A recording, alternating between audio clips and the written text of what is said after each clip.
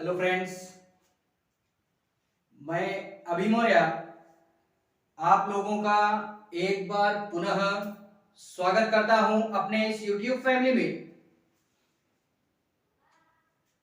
आज की क्लास में हम जो अध्ययन करने वाले हैं वो अध्ययन करेंगे इंडियन पॉलिटी की ही।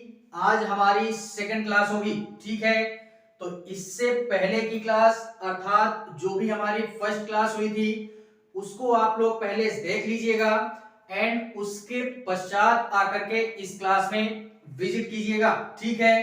तो इंडियन पॉलिटी की ये जो हमारी श्रृंखला स्टार्ट हो रही है उसकी आज हमारी ये सेकंड क्लास है, ठीक है।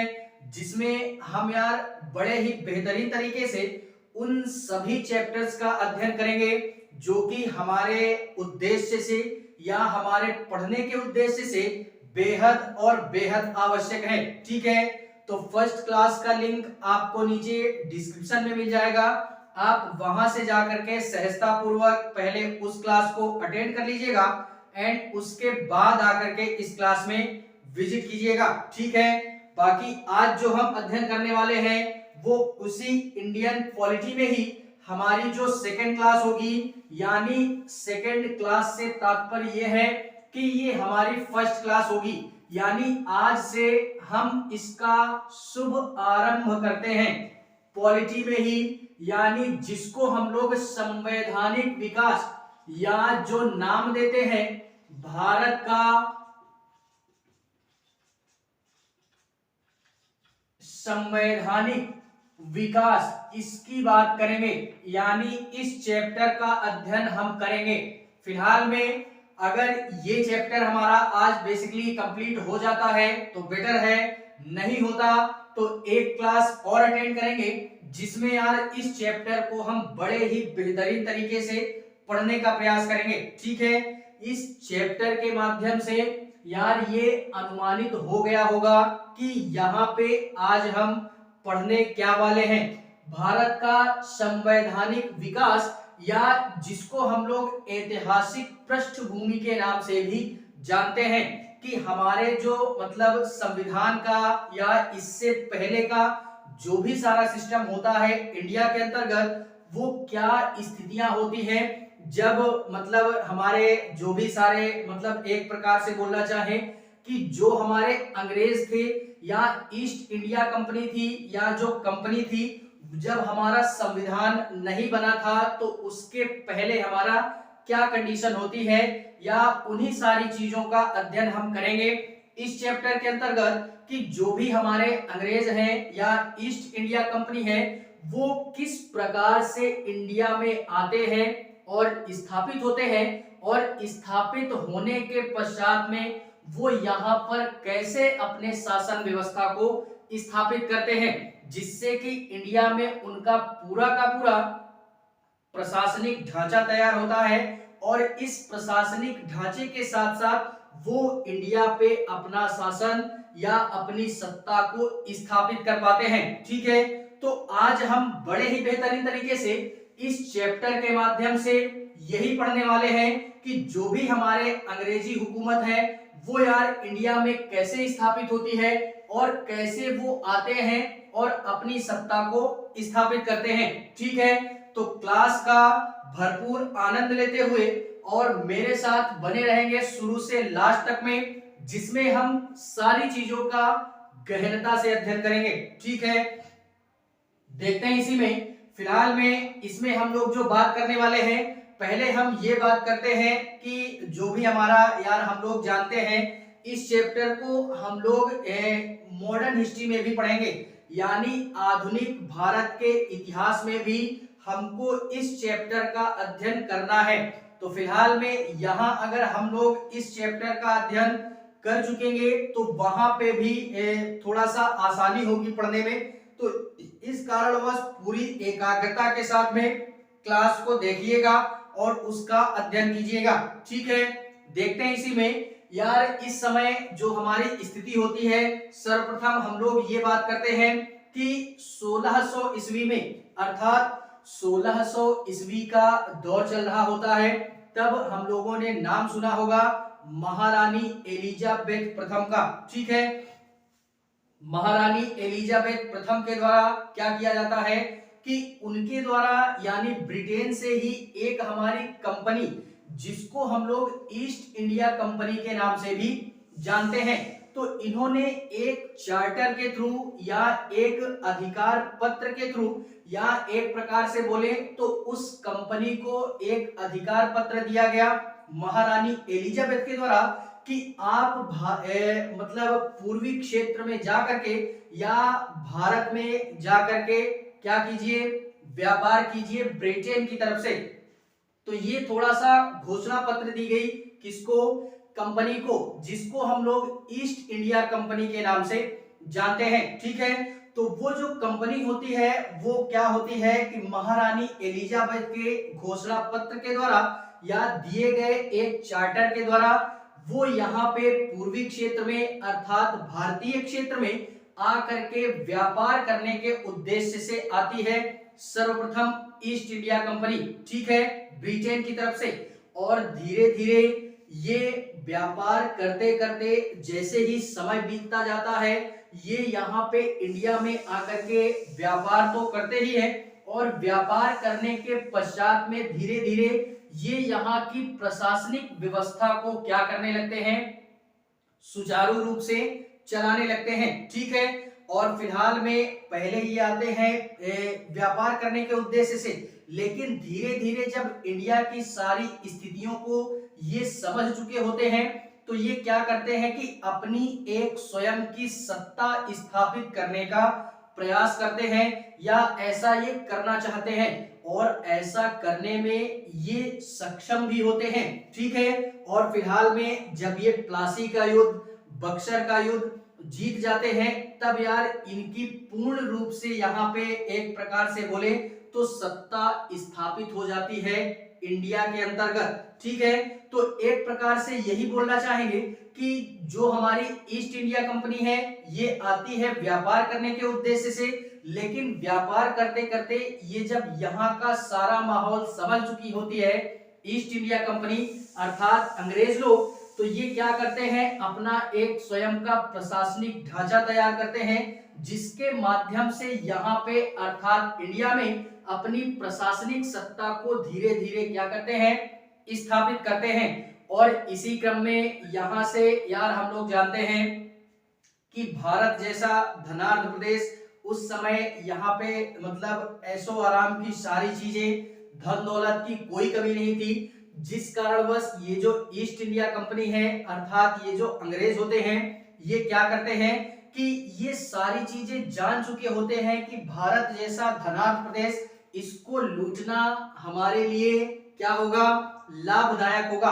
अर्थात ये जो भी हमारी कंपनी के अधिकारी होते हैं ये क्या करते हैं कि यहाँ से बहुत सारा धन लूट करके ये ब्रिटेन ले जाते हैं और ब्रिटेन में ले जाकर के वहां पे अपने जो भी सारा सिस्टम है वहां पे वो खर्च करते हैं ब्रिटेन की व्यवस्था को सुचारू रूप से चलाने के लिए, या ब्रिटेन में कई सारी ऐसी चीजें होती हैं जिनको अच्छी करने के लिए वो इंडिया से लूटा गया धन ब्रिटेन में ले जाते हैं। ठीक है, और इस तरह से ये लोग काफी समय तक करते हैं जिससे कि बाद में ब्रिटेन में रह रहे लोगों को ये पता चलता है कि हमारे यहाँ पे जो भी सारा धन बाहर से आ रहा है, कंपनी के माध्यम से आ रहा है, या जो हमारी ईस्ट इंडिया कंपनी है इसको जिसने भेजा था अर्थात हमारी एलिजाबेथ को जब ये पता चलता है कि जो भी हमारा ये धन वहां से आ रहा है ये थोड़ा सा गलत तरीके से आ रहा है,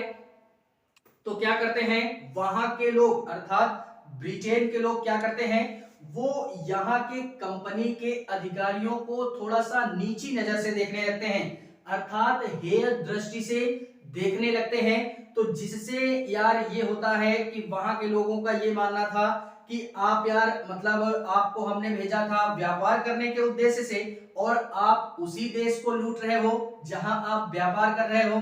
ठीक है, तो ये क्या होता है कि ब्रिटेन में भी एक प्रकार की अराजकता की स्थिति बनती है कि अराजकता की स्थिति ये बनती है कि दूसरे जगह से लूटा गया धन वो यहाँ पे आकर के खर्च किया जा रहा है।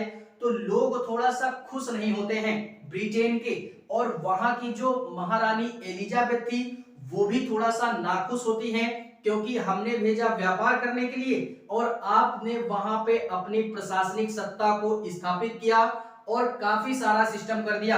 तो इसी तरीके से यहाँ के अधिकारियों को अर्थात कंपनी के अधिकारियों को यार क्या किया गया कि हेय दृष्टि से देखा जाने लगा, और भारत में जो भी सारी सत्ता है उसको मतलब एक प्रकार से बोले तो मतलब कंपनी की जो भी कार्य चल रहा होता है या कंपनी का जो भी प्रशासनिक कार्य चल रहा होता है, व्यापारिक कार्य चल रहा होता है, उस पे थोड़ा सा नियंत्रण स्थापित किया जा सके। क्यों? क्योंकि ये अपने मन मुताबिक कार्य यहाँ पे करने लगते हैं। कौन? East India company.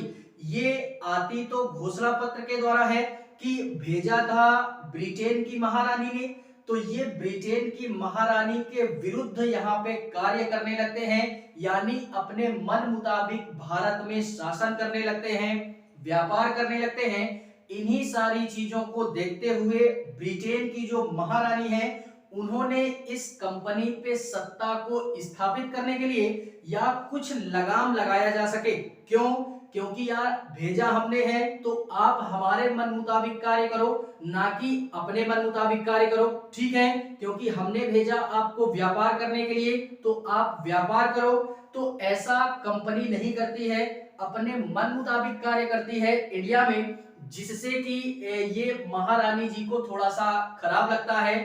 तो महारानी जी क्या करती है कि वही ब्रिटेन से ही एक नियम बनाती हैं। एक नियम क्या बनाती हैं? कई सारे ऐसे नियमों को बनाती हैं या कई सारे ऐसे रूल्स बनाती हैं कि इंडिया में जो हमारी कंपनी है इनके ऊपर अगर हमको लगाम लगानी है, अपनी सत्ता को स्थापित करना है, या हमारी जो सत्ता है वो इंडिया में बेहतरीन रूप से बनी रह सके और कंपनी के ऊपर भी हमारी सत्ता बनी रह सके, इस कारणवश महारानी के द्वारा क्या किया गया कि कुछ हमारे नियम कानून बनाए गए, जिससे कि कंपनी जो है वो इन्हीं नियमों के तहत कार्य करे, या इन्हीं जो हमारे रूल्स बनाए जाएंगे इन्हीं रूल्स के द्वारा वो भारत पे क्या करे? शासन करे, प्रशासन करे, या जो भी सारा सिस्टम है वहां पे अपना कार्य करे। ठीक है? ऐसा क्यों किया गया महारानी के द्वारा? महारानी जी के द्वारा ऐसा इसलिए किया गया कि कंपनी मन मुताबिक कार्य कर रही होती है, वो उनके मन मुताबिक कार्य नहीं करती, इसी कारणवश वो रूल्स बना देती है। और उनको ये भी पता था कि भारत एक धनाढ्य प्रदेश है, भारत में खूब सारा धन है, तो यहाँ पे हमको ज्यादा से ज्यादा दिनों तक अपनी हुकूमत को काबिज करना है। तो हमारी हुकूमत इंडिया पर ज्यादा दिनों तक बनी रह सके, इस कारणवश हम कंपनी पे भी नियम कानून बनाएंगे और अपनी नियंत्रण स्थापित करेंगे, और भारत पे भी अपने नियम कानून बनाएंगे अपने स्वयं के, जिससे कि हमारी सत्ता इंडिया पे ज्यादा से ज्यादा दिनों तक क्या हो सके? बनी रह सके। ठीक है? तो ये हमारे कुछ थोड़ा सा एक प्रकार से बोले तो इस प्रकार से या इस तरीके से अंग्रेज जो हैं वो भारत में आते हैं और काफी सारा सिस्टम यहाँ पे या जो भी सारा माहौल है वो यहाँ पे गर्म कर देते हैं। और जब महारानी जी को पता लगता है तो महारानी जी कुछ नियम कानून बना देती हैं। उसी नियम कानून के हिसाब से बाद में क्या होता है कि कंपनी यहाँ पे अपनी सत्ता को स्थापित करती है। ठीक है? तो देखते हैं इसी में कि वो हमारे नियम कानून कौन कौन से होते हैं, या जो भी हमारे नियम कानून है जो महारानी जी के द्वारा बनाए गए, जिससे कि सत्ता उनकी काफी दिनों तक इंडिया में क्या हुई? स्थापित हो सकी। ठीक है? तो उसी नियम कानून में जो हमारे नियम और कानून बनाए गए वो दो प्रकार के बनाए गए। कौन कौन से? दो प्रकार से ये बनाए गए कि पहला हमारा एक प्रकार से बोले तो 1773 से हमारे क्या होता है कि नियम कानून बनाए जाते हैं। 1600 में महारानी जी के द्वारा कंपनी को एक घोषणा पत्र दिया जाता है कि आप जाइए कंपनी इंडिया पे व्यापार कीजिए। ठीक है? तो 1600 में अंग्रेज भारत भारत आते हैं। ठीक है, ये बात हमने याद रखनी है। एंड इसी के पश्चात में दो प्रकार से नियम कानून, कैसे कि एक नियम कानून था हमारा 1773 से लेकर के 1853 के मध्य में जितने भी हमारे कानून आते हैं उनको हम लोग क्या बोलते हैं, यानी उनको हम लोग ब्रिटिशर्स का शासन बोलते हैं एक तरीके से बोले तो। ठीक है, यानी कंपनी पूर्ण रूप से अपनी सत्ता को यहीं पे रह करके अपने मन मुताबिक कार्य ही करती है और वही चलाती है इंडिया में। ठीक है, एंड उसी के पश्चात में 1753 के पश्चात में, सॉरी 1853 के पश्चात में जब इंडिया में हमारा स्वतंत्रता संग्राम शुरू होता है, या एक प्रकार से बोले तो जिसको हम लोग 1857 की क्रांति बोलते हैं, जो कि इंडिया में बेहद और बेहद आवश्यक क्रांति थी और इतिहास में इससे बड़ी क्रांति कोई नहीं हुई। ठीक है, तो ये बहुत ही महत्वपूर्ण क्रांति थी हमारी, यह आंदोलन था जिसको हम लोग 1857 की क्रांति के नाम से भी जानते हैं और इसी को सैनिक विद्रोह भी बोलते हैं। तो इसके पश्चात से जो हमारे एक्ट लाए गए, जो नियम कानून लाए गए, उनको हम लोग अधिनियम के नाम से जानते हैं और 57 की क्रांति से पहले जो नियम कानून लाए गए उनको चार्टर के नाम से जानते हैं। ठीक है, तो फिलहाल में अगर समय बचेगा तो समय क्या बचेगा यार, उसको हम सेकेंड क्लास में अटेंड करेंगे। यहाँ पे हम 57 की क्रांति के पहले जितने अधिनियम हमको पढ़ने हैं या नियम कानून पढ़ने हैं, उन्हीं का अध्ययन आज हम इस क्लास में बड़े ही परिपक्वता के साथ करेंगे। ठीक है, देखते हैं इसी में, इन सारी चीजों के पश्चात में देखते हैं इसी में कि कौन कौन से ऐसे नियम कानून महारानी जी के द्वारा या ब्रिटिश संसद के द्वारा ऐसे कौन कौन से कानून हैं जो पारित किए गए और इंडिया पे उनको क्या किया गया, स्थापित किया गया, जिनके अनुसार जो हमारी यहाँ पे कंपनी होती है वो इन्हीं रूल्स के अनुसार यहाँ पे अपनी सत्ता को या अपने कार्यों को करती है। ठीक है, तो इसी में सबसे पहले जो हमको पढ़ना है वो पढ़ना है 1773 का रेगुलेटिंग एक्ट। एक एक बातों को पकड़नी है मेरे। ठीक है, 1773 का रेगुलेटिंग एक्ट, रेगुलेटिंग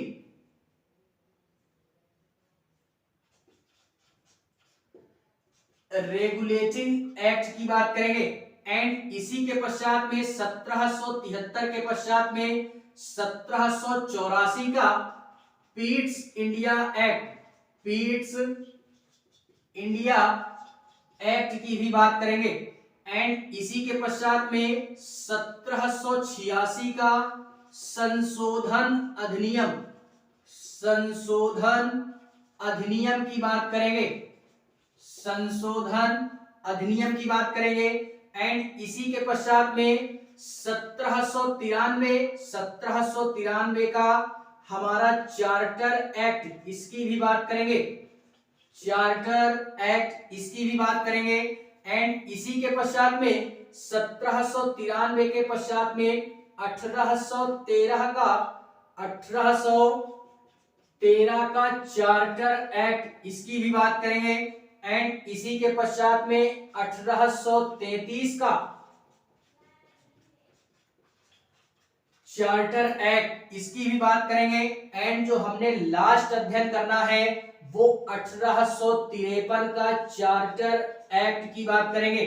ठीक है, तो ये हमारे कुछ ऐसे नियम कानून हैं जो कि महारानी जी के द्वारा वही ब्रिटेन से ही ऐसे हमारे नियम कानून बनाए गए कि इन्हीं नियम कानूनों के तहत हमारी जो अंग्रेजी हुकूमत है या जो कंपनी का शासन है वो इन्हीं नियमों के अनुसार कंपनी इंडिया पे क्या करेगी, अपना राज करेगी या अपने कार्य करेगी या अपनी प्रशासनिक कार्यों को सुव्यवस्थित रूप से चलाएगी। ठीक है, तो इसी के अंतर्गत हम एक एक करके नियमों को देखते हैं कि कंपनी के ऊपर महारानी जी के द्वारा या ब्रिटिश संसद के द्वारा इन नियमों के तहत कौन कौन सी ऐसी बातें कही गई या कौन कौन सी ऐसी बातों को बोला गया इन नियमों के तहत जिसको कंपनी सुचारू रूप से फॉलो भी करती है और फॉलो करने के पश्चात में वो इंडिया पे अपनी सत्ता को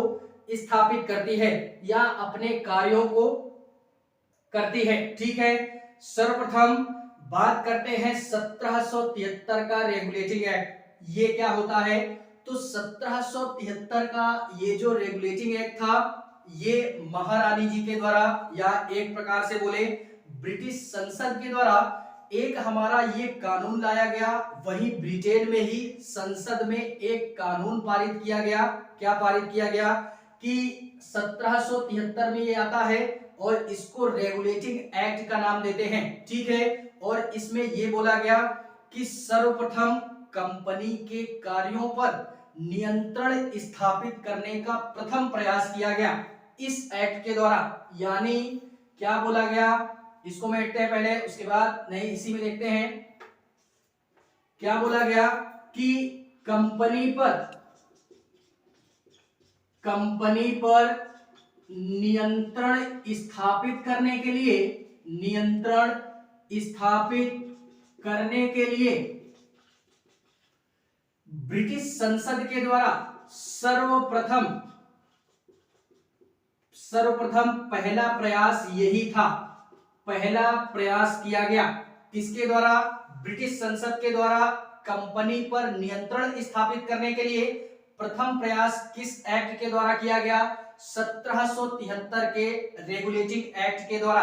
अर्थात कंपनी अब अपने मन मुताबिक कार्य नहीं करेगी, हमारा उस पर कंट्रोल होगा। हमारा अर्थात ब्रिटिश के जो भी हमारे नियम कानून हैं उनको हम यहाँ पे देखते हैं, उन्हीं के द्वारा क्या किया गया, ये सारी बातें बोली गई और नियंत्रण स्थापित करने का पहला प्रयास 1773 के रेगुलेटिंग एक्ट के द्वारा किया गया। और इसमें क्या बोला गया? इसमें ये बोला गया ब्रिटेन में क्या किया गया, जब ये एक प्रकार से बोले ये हमारा 1773 का रेगुलेटिंग एक्ट ब्रिटिश संसद में पारित हो जाता है, तो ब्रिटेन में क्या किया गया? ब्रिटेन में एक हमारी संस्था बनाई गई। ब्रिटेन में इस रेगुलेटिंग एक्ट के लिए एक संस्था बनाई गई या एक समिति का गठन किया गया। एक नहीं, फिलहाल में 2 समितियां बनाई गई।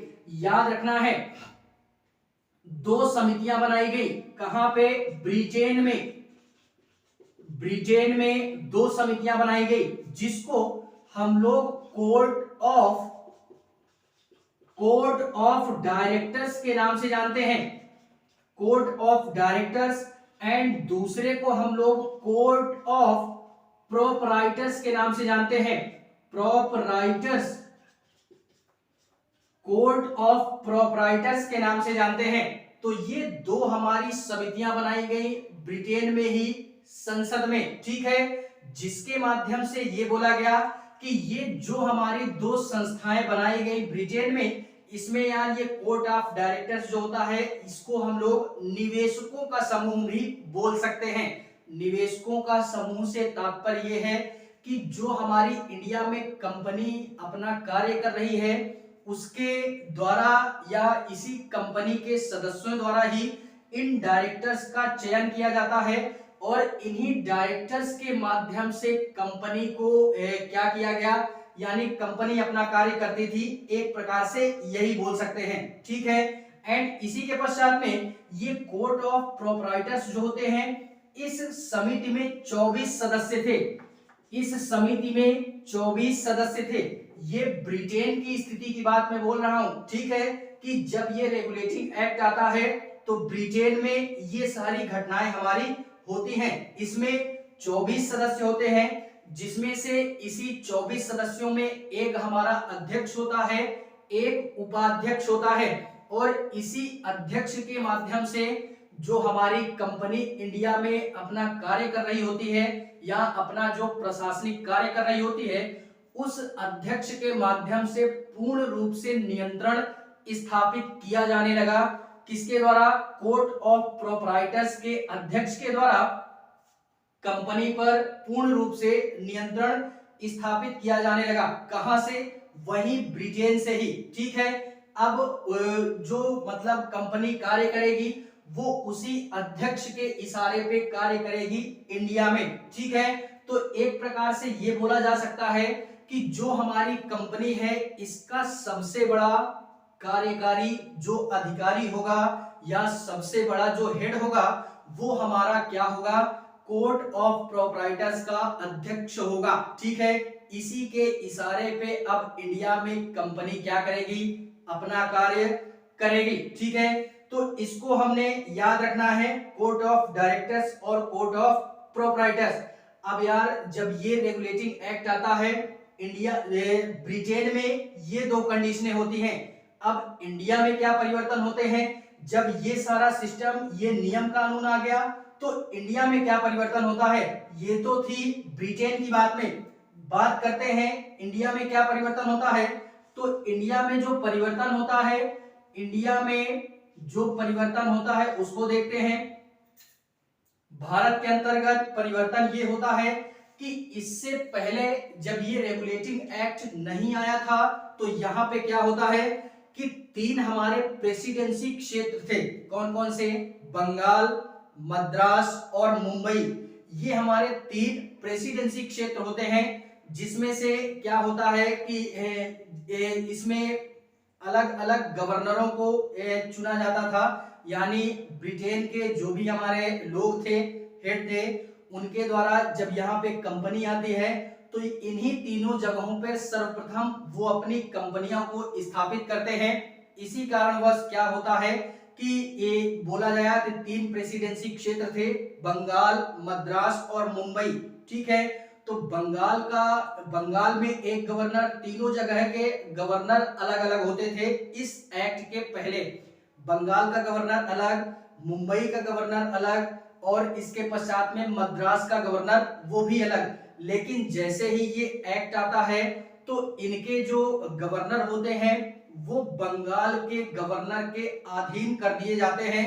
ये परिवर्तन इंडिया में देखने के लिए मिल जाता है और बंगाल के गवर्नर को गवर्नर जनरल नाम दिया जाता है। ठीक है, इस बात को याद रखना है, यानी बंगाल के गवर्नर को गवर्नर जनरल बोला गया।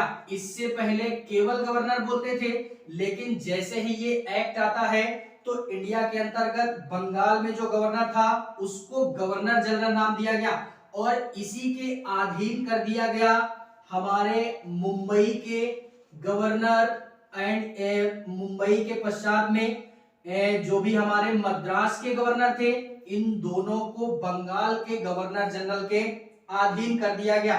और उस समय बंगाल के जो गवर्नर जनरल थे वो थे कौन, तो उनको हम लोग वॉरेन हेस्टिंग के नाम से जानते हैं। नाम याद रखना, वॉरेन हेस्टिंग के नाम से जानते हैं। वॉरेन हेस्टिंग थे बंगाल के प्रथम गवर्नर, यानी प्रथम गवर्नर जनरल थे ये हमारे प्रथम। ठीक है, और इनका जो कार्यकाल होता है वो कार्यकाल होता है 1773 से 1785 के मध्य में। 1785 के मध्य में इनका कार्यकाल होता है। ये परिवर्तन हमारा इंडिया में देखने के लिए मिल जाता है 1773 के रेगुलेटिंग एक्ट के पश्चात में। ठीक है, और क्या परिवर्तन होता है, और एक परिवर्तन ये होता है कि यहीं से या 1773 के रेगुलेटिंग एक्ट के पश्चात ही हमारे इंडिया में सुप्रीम कोर्ट की स्थापना की जाती है सर्वप्रथम। ये भी याद रखना है, इससे पहले सुप्रीम कोर्ट हमारे इंडिया में नहीं था, लेकिन जैसे ही 1773 का रेगुलेटिंग एक्ट आता है तो ब्रिटिशर्सों के द्वारा क्या किया जाता है या अंग्रेजों के द्वारा हमारे इंडिया में सुप्रीम कोर्ट की स्थापना होती है। इसको भी हमने याद रखना है। एंड इसी के पश्चात में इसमें क्या बोला गया कि एक हमारा इसमें मुख्य न्यायाधीश होगा, एक मुख्य न्यायाधीश, 3 इसमें अन्य न्यायाधीश होंगे, यानी कुल मिलाकर के 4 न्यायाधीशों की या 4 जजों की व्यवस्था की गई इस सुप्रीम कोर्ट के अंतर्गत। ठीक है, और यहाँ की जो हमारी प्रथम मुख्य न्यायाधीश थी वो सर एलिजा इम्पे थी। ठीक है, इसको भी हमने याद रखना है। मुख्य न्यायाधीश कौन थी? सर एलिजा इम्पे के नाम से जानते हैं। सर एलिजा इम्पे, ये हमारी सुप्रीम कोर्ट की पहली कौन थी? पहली हमारी एक प्रकार से बोले तो जज थी, ठीक है। और ये 1773 के रेगुलेटिंग एक्ट के एक साल पश्चात इसकी स्थापना हमारे की जाती है। दूसरा चेंजमेंट इंडिया के अंतर्गत ये होता है। एंड तीसरा चेंजमेंट क्या होता है? तीसरा चेंजमेंट इस रेगुलेटिंग एक्ट के पश्चात में ये होता है कि हमारे इससे पहले मंत्रिपरिषद की व्यवस्था भी इंडिया के अंतर्गत नहीं थी। मंत्रिपरिषद क्या होता है? अर्थात आज अगर हम वर्तमान स्थिति की बात करें तो जो हमारे मोदी जी हैं, मानते हैं यही कि मोदी जी हैं हमारे, तो ये अकेले अपना निर्णय स्वयं नहीं लेते हैं। इनके पीछे कई ऐसे मंत्री बैठे हुए हैं या कई ऐसे हमारे मतलब नेता बैठे हुए हैं जो कि यार इनको सलाह देते हैं, इनके निर्णयों में, इनके मतलब सारे कार्यों में मदद करते हैं। उन्हीं को हम लोग मंत्रिपरिषद बोलते हैं या मंत्रिमंडल बोलते हैं, ठीक है, जो कि मोदी जी की मंत्रिमंडल होती है। तो उन्हीं के हिसाब से वो कार्य करते हैं। और यहाँ पे भी वो सारा सिस्टम पहले नहीं था, इस रेगुलेटिंग एक्ट के साथ में ये सिस्टम शुरू किया गया। कब शुरू किया गया? 1773 के रेगुलेटिंग एक्ट में, यानी वॉरेन हेस्टिंग के मंत्रिपरिषद में कुल मिलाकर के चार सदस्यों का क्या किया गया? एक समिति बनाई गई। 4 सदस्यों की एक समिति या एक मंत्री परिषद बनाई गई। 4 सदस्य ये हो गए और एक हमारा गवर्नर जनरल हो गया। तो कुल मिलाकर के 5 सदस्यों की यहाँ पे क्या बन गई? एक मंत्री परिषद बन गई। एक मंत्री परिषद बन गई 5 सदस्यों की। अब यहाँ पे क्या हुआ कि अगर संसद में किसी भी प्रकार का मत पारित होगा या किसी भी चीज में वोटिंग करनी होगी तो कुल मिलाकर के इन्हीं 5 सदस्यों के द्वारा मत को पारित किया जाएगा, जिसके पश्चात वो एक्ट कानून में हमारा बदल जाएगा, ठीक है। लेकिन यहाँ पे थोड़ा सा गवर्नर जनरल वाले मत को क्या कर दिया गया? थोड़ा सा उतनी महत्वता नहीं दी गई। क्यों? क्योंकि अगर किसी भी बैठक में वोटिंग करनी है या किसी भी मत को पारित करना है तो 4 लोग हो गए, पहले 4 मंत्री। ये अगर इनका मत अगर 2 इधर हो गया तो दोनों अगर बराबर हो गया तो एक की तरफ जिसकी तरफ गवर्नर जनरल का मत जाएगा वो हमारा मत पारित हो जाएगा, ठीक है। लेकिन अगर पहले से ही एक तरफ 3 और एक तरफ 1 हो गया तो फिर गवर्नर जनरल कम वाले की तरफ अगर वोटिंग करेंगे उसका महत्व तो नहीं माना जाएगा। महत्व तो केवल और केवल माना जाएगा किसका? वो महत्व माना जाएगा जिधर सदस्यों की संख्या ज्यादा होगी। तो इससे यार हमको ये तात्पर्य होता है या ये अनुमानित होता है कि मंत्रिपरिषद की व्यवस्था हमारी यहीं से स्टार्ट होती है 1773 के रेगुलेटिंग एक्ट से। और यहां से हमको सबसे इंटरेस्टिंग बात ये लगी कि यहीं से हमारा मंत्रिपरिषद अर्थात इसी शब्द से हम लोग डिफाइन कर सकते हैं कि भारत का संवैधानिक विकास हमारे कैसे होता है। ये शब्द हमको यहीं से पकड़ने में मिल जाता है कि इससे पहले क्या होता था कि संविधान में क्या होता है कि संविधान ने अपनाया है संसद को। और संसद में क्या होता है? संसद में होती है बहुमत की सरकार, संसद में होता है बहुमत द्वारा निर्णय, और संसद में होता है कोई भी विधेयक अगर पारित तो वो भी बहुमत के आधार पे ही होता है। तो उसी बहुमत वाली व्यवस्था का शुभ आरंभ जो होता है वो 1773 के रेगुलेटिंग एक्ट के द्वारा ही होता है, ठीक है। तो अब यहाँ पे केवल और केवल गवर्नर जनरल अर्थात पर्सनली एक व्यक्ति के द्वारा निर्णय नहीं लिया जाएगा किसी भी मत में, अब बहुमत के द्वारा निर्णय लिया जाएगा, जैसे कि आज वर्तमान में मोदी जी की मंत्रिमंडल करती है, ठीक है। तो इस फैक्ट को या इस बात को भी हमने क्या करनी है? याद रखनी है।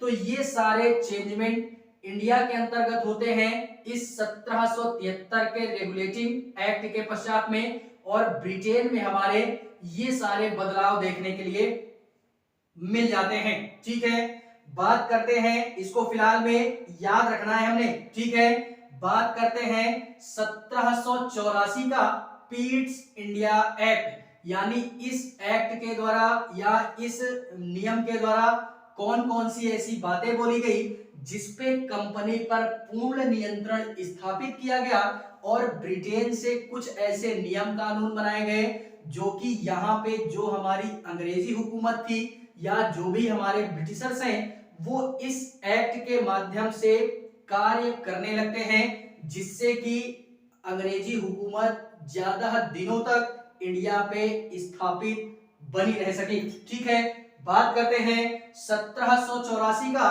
Pitt's India act.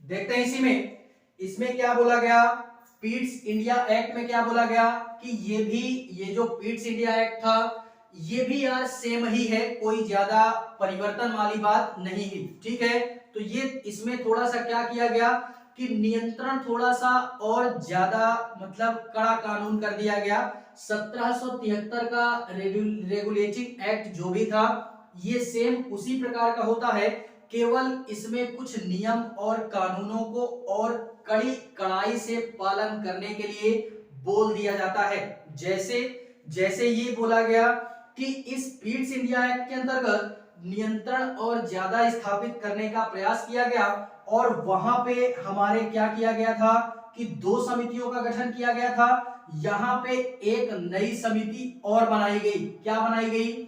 एक नई समिति इस पीट्स इंडिया एक्ट के अंतर्गत और बनाई गई, जिसको हम लोग बोर्ड ऑफ कंट्रोल के नाम से जानते हैं। ये हमारी ब्रिटेन में ही एक हमारी समिति और बनाई गई, इसके माध्यम से भी कंपनी पर पूर्ण नियंत्रण स्थापित करने का डायरेक्ट रूप से प्रयास किया गया कि इसके माध्यम से जो भी हमारे सदस्य होंगे, यानी बोर्ड ऑफ कंट्रोल में कुल मिलाकर के 6 सदस्य होंगे, 6 सदस्य होंगे और इन्हीं 6 सदस्यों में से एक हमारा अध्यक्ष होगा, जो कि ये अध्यक्ष कौन होता था? ये ब्रिटिश संसद का मंत्रिमंडल होता था, या ब्रिटिश संसद के मंत्रिमंडल का सदस्य होता था। ठीक है, इसको हमने याद रखना है। और यही अध्यक्ष अब पूर्ण रूप से क्या करेगा, जो हमारी अंग्रेजी हुकूमत इंडिया में चल रही है, अपने मन मुताबिक कार्य कर रही है, तो उस पे अब डायरेक्ट रूप से ये अध्यक्ष क्या करेगा? नियंत्रण स्थापित करेगा। ठीक है, नियंत्रण स्थापित करेगा, अर्थात अब इनके इशारे पे कंपनी अर्थात ईस्ट इंडिया कंपनी जो भारत में शासन कर रही है वो यार इनके अनुसार कार्य करेगी। ठीक है, ये जैसा बोलेंगे वैसा ही कार्य ब्रिटेन से यहाँ पे करवाया जाएगा। तो एक हमारा ये हो गया, एंड दूसरा इसी में ये बोला गया कि यहाँ पे ये ऐसे रूल्स बनाते थे, ये जो अध्यक्ष थे बोर्ड ऑफ कंट्रोल के, ये सारा सिस्टम करते थे और इनके द्वारा वहीं से ऐसे रूल्स बनाए गए कि जिनके द्वारा क्या किया गया कि यहाँ पे जो कंपनी है उनके कार्यों को निर्वहन करती थी, और वो ऐसे रूल्स बनाते थे कि कंपनी को मानना ही पड़ता था। रूल्स कैसे कि ये गवर्नर जनरल का अगर कोई भी मत इनको पसंद नहीं आता है तो ये उसको रद्द भी करवा सकता था, इतनी पावर थी इसके पास में। और इतना ही नहीं, कंपनी पे किस व्यक्ति को रखना है, किस व्यक्ति को हटाना है, या इंडिया में कोई भी अगर पद बनाया गया है तो उस पद पे किस व्यक्ति को बिठाना है, उस पद पे किस व्यक्ति को हटाना है, ये सारे रूल्स या ये सारे जो भी अधिकार हैं वो यार इसी बोर्ड ऑफ कंट्रोल के अध्यक्ष जो थे हमारे ब्रिटेन में, उनके हाथों में ये सारा सिस्टम चलने लगता है। ठीक है, तो ये था। एंड एक हमारा ये था कि वहां पे हमारी जो मंत्रिपरिषद थी इस एक्ट के पश्चात में, वो मंत्रिपरिषद में 4 सदस्य, गवर्नर जनरल को मिला के 5 सदस्य होते थे। लेकिन यहाँ पे सदस्यों की संख्या थोड़ा सा कम कर दी गई। यहाँ पे जो सदस्य होंगे वो कितने सदस्य होंगे मंत्रिमंडल में, वो सदस्य होंगे 3 सदस्य होंगे। और एक हमारा गवर्नर जनरल होगा, एक गवर्नर जनरल होगा, एक हमारा गवर्नर जनरल होगा। ठीक है, तो कुल मिलाकर के 4 सदस्यों की टीम यहां भी तैयार होती है, 4 सदस्यों का मंत्रिमंडल यहां पे तैयार होता है। और इतना ही नहीं, ये 4 सदस्यों का मंत्रिमंडल तैयार हुआ, ये अच्छी बात थी। क्यों?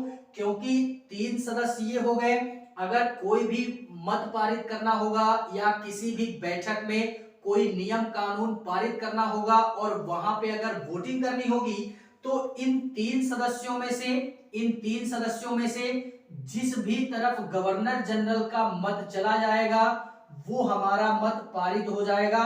तो एक प्रकार से ये बोला जा सकता है कि 1773 का जो रेगुलेटिंग एक्ट होता है उसमें गवर्नर जनरल का महत्व तो थोड़ा सा कम था वोटिंग करने के पश्चात में, लेकिन यहाँ पे उनका अधिकार थोड़ा सा बढ़ जाता है। ऐसा क्यों और कैसे? तो ऐसा इस कारणवश कि अगर वोटिंग होती है तो इन 3 सदस्यों में अगर वोटिंग होती है, 2 एक तरफ हो गया, एक तरफ हो गया, तो गवर्नर जनरल का महत्व अगर यहाँ पे हो जाएगा तब तो पारित ही होगा, क्योंकि यहाँ पे 3 हो जाएंगे। और अगर यहाँ पे हो जाता है तो यहाँ पे 2 हो गए, यहाँ पे भी 2 हो गए, दोनों में इक्वली, लेकिन फिर भी गवर्नर जनरल वाले मत को ज्यादा महत्वता दी जाएगी। तो एक प्रकार से यही बोल सकते हैं कि गवर्नर जनरल को अगर किसी भी मत को पारित करना होता है तो इस एक्ट के थ्रू वो इन मंत्रिमंडल के सदस्यों में से एक सदस्य को केवल अपने तरफ मिला लेते हैं, तो कोई भी मत वो आसानी से पारित कर सकते हैं। ठीक है, तो एक चेंजमेंट हमारा ये भी होता है, इसको भी हमने याद रखना है बड़े ही बेहतरीन तरीके से। ठीक है, तो ये था हमारा, कुछ ज्यादा इसमें चेंजमेंट नहीं होता है, केवल थोड़े से और नियम कानूनों को और स्ट्रिक्ट कर दिया जाता है इस पीट्स इंडिया एक्ट के अंतर्गत। तो ये था हमारा 1784 का पीट्स इंडिया एक्ट। ठीक है, इन नियम कानूनों के थ्रू कंपनी पर पूर्ण रूप से नियंत्रण स्थापित किया गया, जिसके अनुसार यहाँ अर्थात इंडिया के अंतर्गत जो भी हमारी कंपनी कार्य कर रही थी वो अब इन्हीं नियम कानूनों के अनुसार क्या करेगी, इंडिया के अंतर्गत अपना व्यापार करेगी। व्यापार करने के साथ साथ में जो भी सारा सिस्टम है वो इंडिया के अंतर्गत करेगी। ऐसा क्यों? ऐसा इस कारणवश क्योंकि वहां के जो महारानी जी थी या वहां की जो संसद थी वो ये चीज जानती थी कि अगर हम कंपनी पर अपना नियंत्रण नहीं स्थापित करेंगे तो कंपनी अपने मन मुताबिक कार्य करेगी भारत में, और हमारा नियंत्रण ज्यादा दिनों तक भारत पे नहीं रह पाएगा।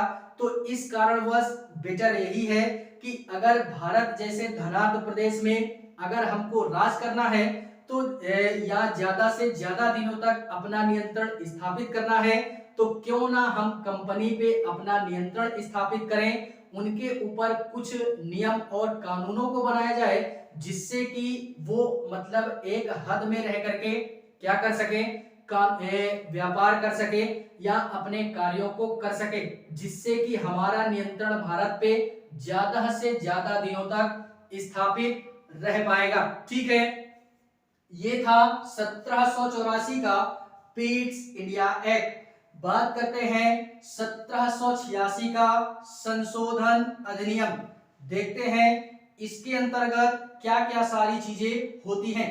1786 का संशोधन अधिनियम, इसमें क्या बोला गया, ये जो नियम हमारा लाया गया या ये जो कानून लाया गया इंडिया के अंतर्गत वो ये लाया गया कि 1786 का ये जो संशोधन अधिनियम है इसमें ये बोला गया, एक प्रकार से अगर हम इसको बोलना चाहें तो इस अधिनियम के थ्रू ये बात बोली गई या ये बोला गया, इसको कॉर्नवालिस को ध्यान में रख के लाया गया। इसको भी हमने याद रखना है और इसमें क्या होता है उसकी बात करते हैं। कॉर्नवालिस को ध्यान में रखते हुए इस एक्ट को लाया गया। अब इसमें क्या बोला गया, इसमें ये बोला गया इस 1786 के अधिनियम में कि एक कंपनी के पास यार, अब जब कंपनी यहाँ पे शासन कर रही है तो उसके जो भी हमारे सैनिक थे या जो भी हमारी सैन्य व्यवस्था थी, उस सैन्य व्यवस्था का जो हेड होगा वो गवर्नर जनरल होगा। इससे पहले यहाँ पे सेनापति की व्यवस्था नहीं थी, कुछ हमारे सैनिक थे, उन सैनिकों पर जो नियंत्रण था वो नियंत्रण था हमारे कंपनी का। लेकिन अब जो ये बात बोली गई इस एक्ट के थ्रू, वो ये बोली गई कि जो भी हमारी सेना होगी ब्रिटिशर्स की इंडिया में, उनका जो हेड होगा अर्थात जो सेनापति होगा वो हमारा गवर्नर जनरल होगा। तो सैन्य व्यवस्था का जो हेड होगा वो गवर्नर जनरल होगा। ये हमारी बात बोल दी गई 1786 के अधिनियम द्वारा, ठीक है। और क्या बोला गया, अब जो भी हमारी सैनिकों को कंट्रोल करेगा इंडिया में, अर्थात एक प्रकार से बोले तो जो भी हमारी ब्रिटिश सैनिक है, अंग्रेजों की जो सैनिक थी उनको यार पूर्ण रूप से हैंडल कौन करेगा, वो बंगाल का गवर्नर जनरल करेगा, ठीक है। तो एक प्रकार से बोले तो ये जो गवर्नर जनरल था ये हमारा कार्यकारी अधिकारी तो था ही कंपनी का, अर्थात व्यापार का भी हेड हो गया, यानी प्रशासनिक कार्यों का भी हेड कौन था इंडिया में कंपनी की तरफ से, वो गवर्नर जनरल था। और इसको इस एक्ट से आकर के एक अधिकार और प्राप्त होता है, क्या कि इसको सैन्य मतलब सैनिकों का भी हेड बना दिया जाता है, ठीक है। तो इसके अंतर्गत ये सारा सिस्टम हुआ।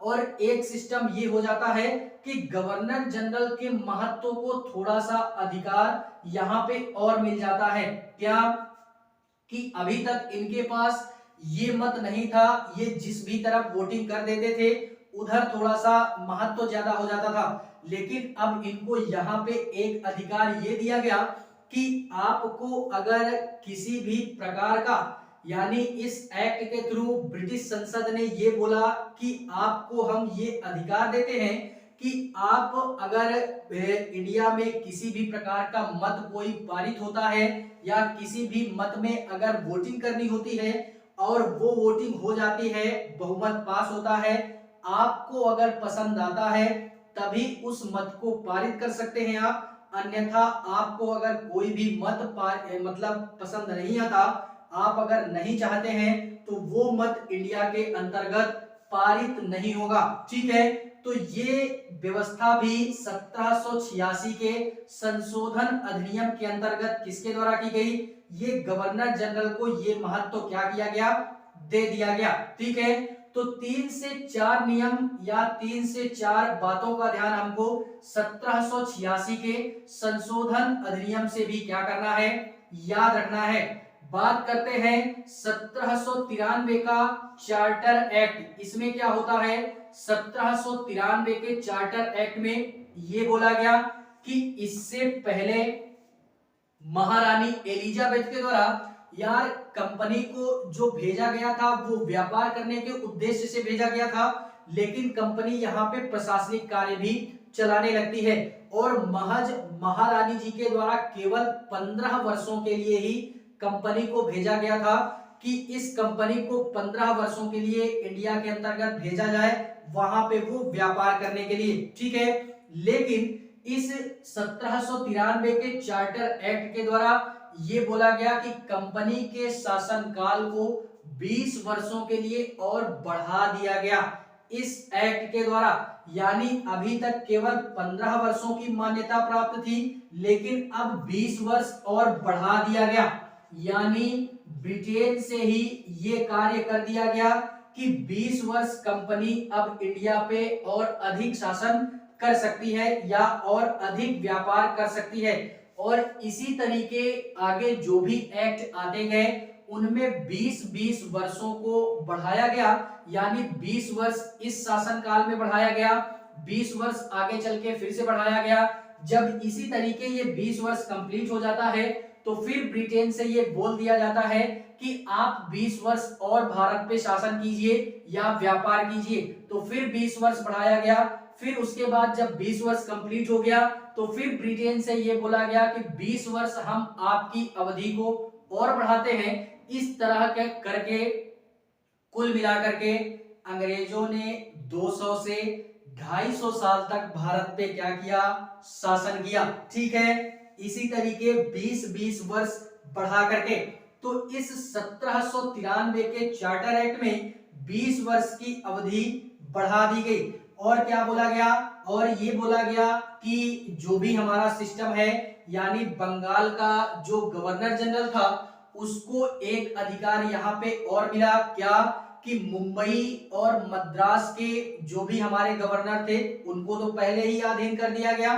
अधीन करने के पश्चात में बंगाल के गवर्नर जनरल को इन दोनों जगहों का या इन दोनों क्षेत्रों का यार पर्यवेक्षक के रूप में भी नियुक्त किया गया। यानी बंगाल का गवर्नर जनरल अब हेड हो गया है, अब वो इन दोनों क्षेत्रों के पर्यवेक्षक के रूप में भी कार्य करेगा। ठीक है, तो ये सारा सिस्टम ब्रिटेन से कर दिया जाता है इंडिया के अंतर्गत। ये था हमारा 1793 का चार्टर एक्ट। ठीक है, इसी के पश्चात में बात करते हैं 1813 के चार्टर एक्ट की। फिलहाल में आज के लिए बस इतना ही बात करेंगे। इसी क्लास को आगे हम कंटिन्यू करेंगे किसी नेक्स्ट पार्ट में। फिलहाल में क्लास अगर अच्छी लगे तो लाइक करें, कमेंट करें और हाँ, चैनल को सब्सक्राइब जरूर करें। बाकी मिलते हैं इसी के नेक्स्ट पार्ट में, तब तक के लिए जय।